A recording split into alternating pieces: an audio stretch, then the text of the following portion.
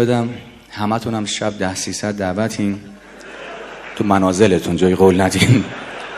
آره من یک لحظه میخوام دعوت کنم آقای عباسی بیاد روی صحنه. از اول برنامه نمیدونم به چی میخنده اونجا، بعدش دست قشنگ بزنه. حسن آقا، حسن آقا یه چند لحظه بیا.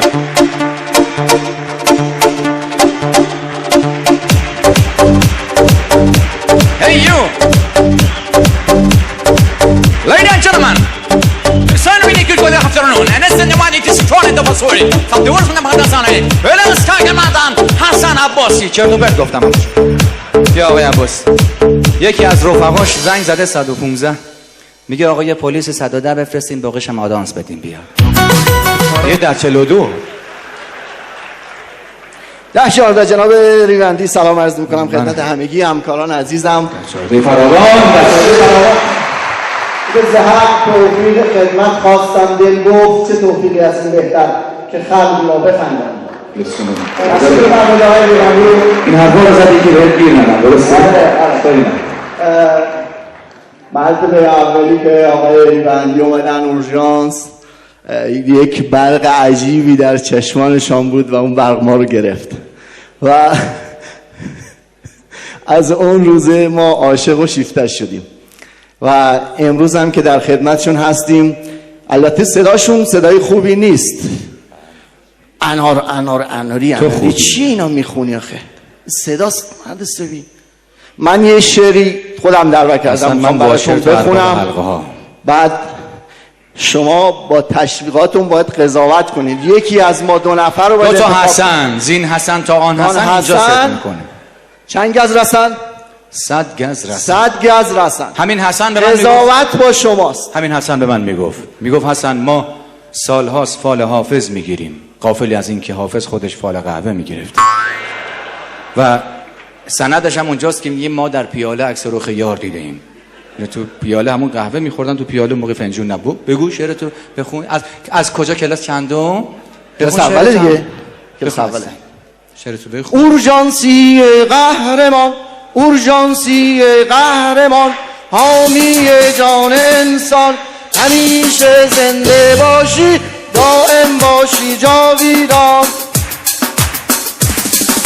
در سرما و در گرما، در 41 فراوان، الهی سالم باشی در پرتو آن یزدان. از تو با هم با افتخار میگویم من یک اورژانسی هستم. 10-10-10-14-14 10-96 هستم. همیشه زنده باشید، دائم پاینده باشید. وضعیت رو 10-70 کردی حسن جان. عرضم به حضورت که بله درسته. من عاشق مردای نجیبم مثل حسن. شرافت داره، نجابت داره، انقدر نجیبه که تو خیابون داره راه میره، زیباترین زن دنیا رو میبینه، سرش رو میندازه پایین، میگه میرم جلوتر شاید یه خوشگلترش رو دیدم. دوستش دارم مرد نجیب.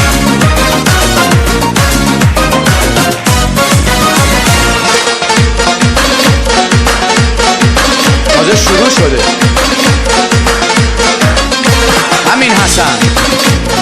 همین حسن من حسن گفت حسن خطرناک حسن. و اگر روزی یه جایی دیدی که یه خانومی دهنش رو بیش از حد اندازه باز کرده که قیافش خیلی وحشتناک به نظر میرسه، نترس، خوف نکن، اون با تو کاری نداره، اون داره ریمیل میزنه. کجا دیدی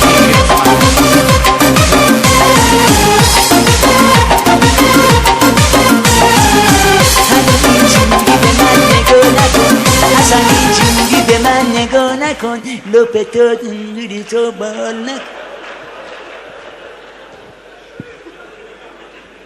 اینقدر حسن آقا آدم شجاعیه، من تحسین میکنم. من آدم به این دلیری و شجاعت در زندگیم ندیدم، اما متاسفانه که از رفقاش به شدت بزدل و ترسو. من خجالت میکشم مرد اینقدر ترسو.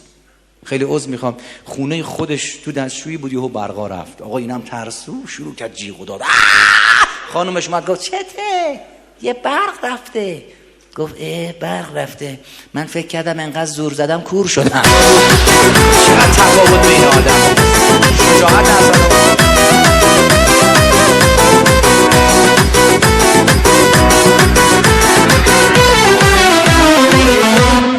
تناز. بفرمایید بالا. خیلی سریع صمیمی میشین، درسته؟ حسن آقا ازت تشکر میکنم که لحظاتی رو در مدیتون بودیم روی صحنه. علیرغم همه شوخی‌ها که باهات کردم بهت افتخار میکنم، نه به شما بلکه به همه عزیزان اون در 115 کل کشور که دارن خدمتی صادقانه به مردم عزیز کشورمون میکنن. من متشکرم از شما و زحماتی که برای اورژانس خواهش میکنم. یک مأمور 115 رو دیدم، گفتم که از اینکه کاری پر استرس و خطرناک داری احساس رضایتمندی هم داری و نمیترسی. گفت مرگ هر انسان در پایان زندگی او اتفاق نمیافتد. انسان زمانی میمیرد که دیگر نتواند عشق بورزد و دوست داشته باشد. من به همه مردم کشورم عشق می‌ورزم و دوستشان دارم. درود بر شما همه، حسن آقای گل و تمام عزیزانمون که در 115 خدمتی صادقانه میکنن. بهتون افتخار میکنم و خاک پای شما رو سرمه چشمانم میکنم، چرا که به بزرگی گفتن خوشبختی یعنی چی؟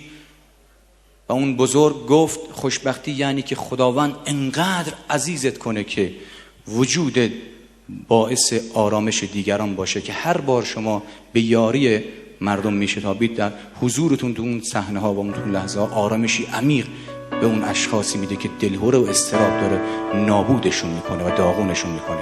بهتون افتخار میکنم. این شغل شما شغلی است مقدس و حتما خداوند به شما جزای خیر عطا خواهد فرمود. یه دست خیلی قشنگ به افتخار خودتون بزنید حالا که اینقدر باحال.